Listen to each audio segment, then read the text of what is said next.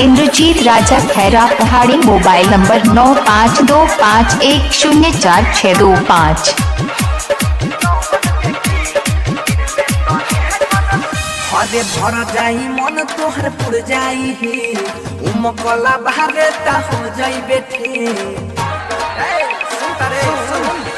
अरे भर जाई मन तोहर पुर जाई हे उमकला बाहरे ता हो जाई बेटिक। जब तोरा में हमारा हाँ उठेगी अरे हाँ उठेगी। अरे तोहनी में से बताओ रे छौरी दिन में तोरे है कौन कौन देखी। तोहनी में से बताओ रे छौरी दिन में तोरे है कौन कौन देखी।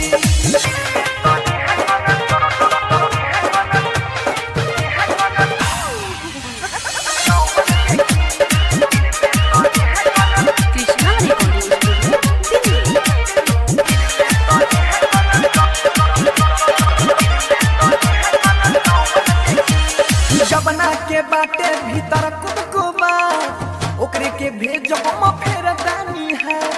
बाटे चौक के झोंके ऐसा न मारब एक बेरी में सिहर जाईगा।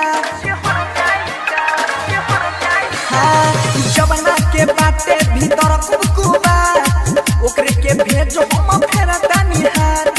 बाटे चौक के झोंके ऐसा न मारब एक बेरी में सिहर जाईगा। हरे बारे गर्मी आइल ता हो जाइबे असथिर घोड़ी देखावा आँख हम से की अरे हम से की। अरे तोहनी में से बताओ रे छौरी दिन में तोरे है कौन कौन देखी। तोहनी में से बताओ रे छौरी दिन में तोरे है कौन कौन देखी।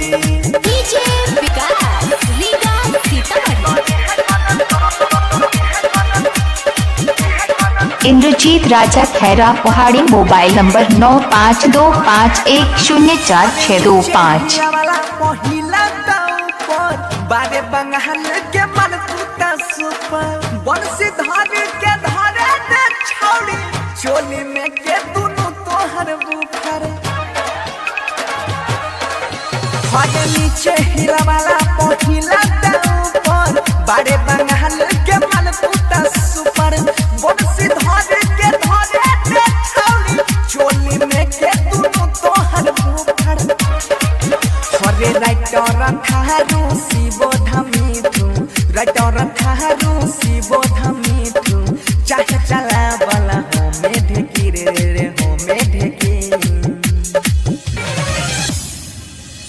तोहनी में से बताओ रे छौरी दिन में तोरे है कौन कौन देखी। तोहनी में से बता